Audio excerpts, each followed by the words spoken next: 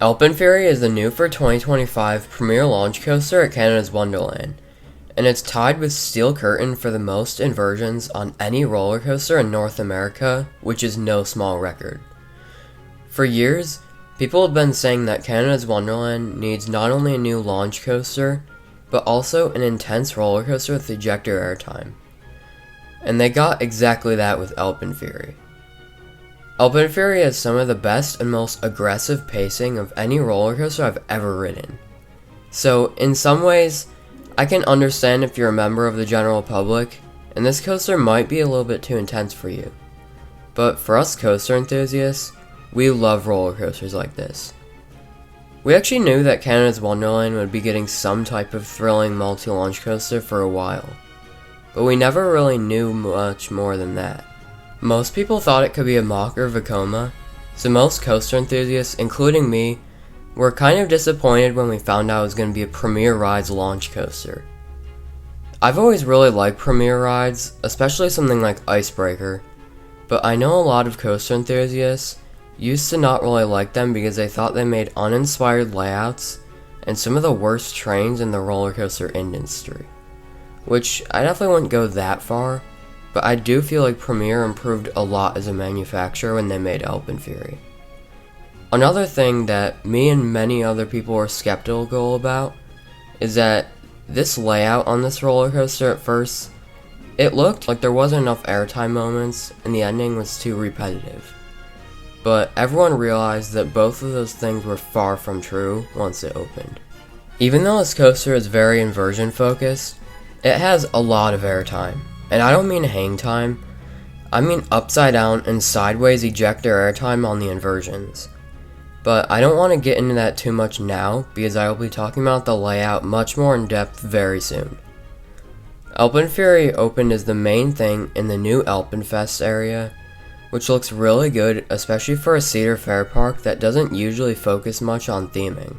AlpenFury is themed to a Swiss fire and ice festival, and you can really tell by the really nice buildings. And of course, since AlpenFury is brand new, it attracts really long lines. Even on weekdays in late August, it was averaging 2 to 3 hour lines, which is a lot for any roller coaster, especially on a weekday.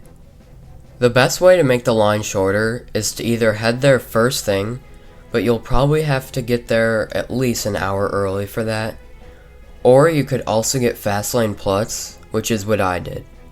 You still have to wait usually around an hour, but it's much better than the 2 to 3 or even 6 hours which I heard it got one day.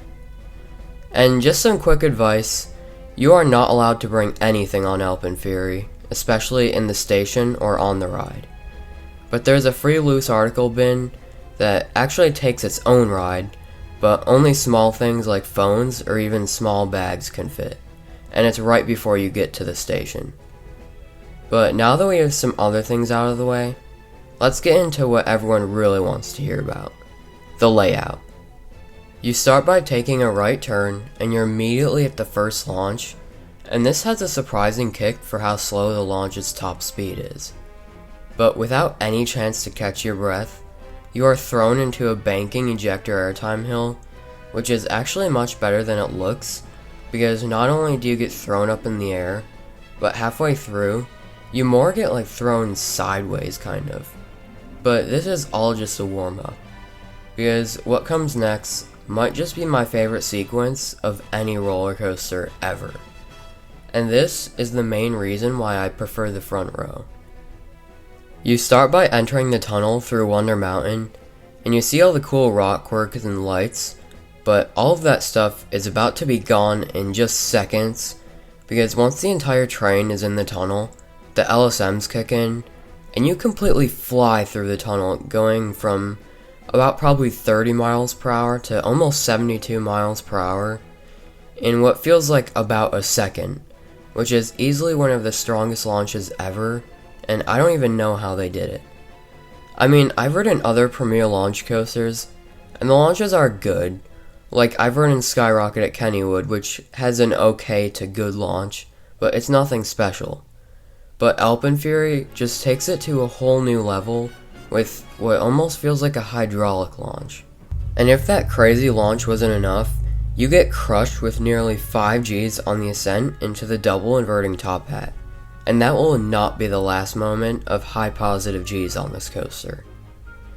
And once again, if that wasn't enough, you shoot right out of the mountain and get whipped around almost 270 degrees, and you're right on your side and you don't even know where you are and what's going on, because you just experienced one of the best launches with crushing positive Gs, and then being whipped so fast from a pitch black tunnel, and then just being blinded by the sun.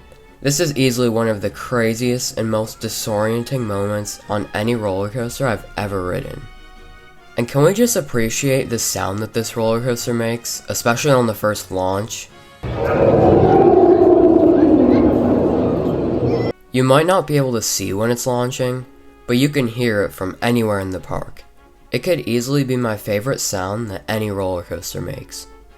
But anyway, barely even a second after twisting up into the top hat, you whip right back down the other way at probably almost 360 degrees, and the way that you just get completely whipped around on this top hat is unmatched by pretty much any roller coaster I've ever ridden.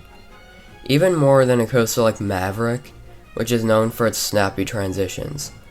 And I really do like Maverick, but you know, AlpenFury kinda destroys Maverick in almost every way.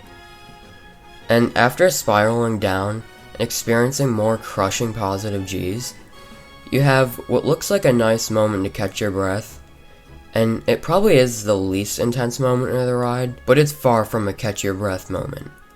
I'm talking about the speed turn. You are flying, and it feels so out of control through this entire element. And on the exit of the element, there's a very strong floater airtime moment on the transition. Up next is probably one of the best 0G stalls ever. Not only does it have great whip, but like every other element on this ride, you fly right through it, but somehow you still get great sustained hang time, and I just love the way that Premier Rides profiled this element, and of course every other element on this coaster. The next element is actually in the area of the coaster that replaced Skyflyer. The park's Sky Coaster, which, fun fact, was the only ride that had to be removed to build AlpenFury. But for the element itself, the ascent into it has really strong positive Gs that feel almost as strong as the ascent into the top hat, and this time they are sustained too. I don't usually gray out on roller coasters, but I could definitely see how some people, or even a lot of people, could gray out here.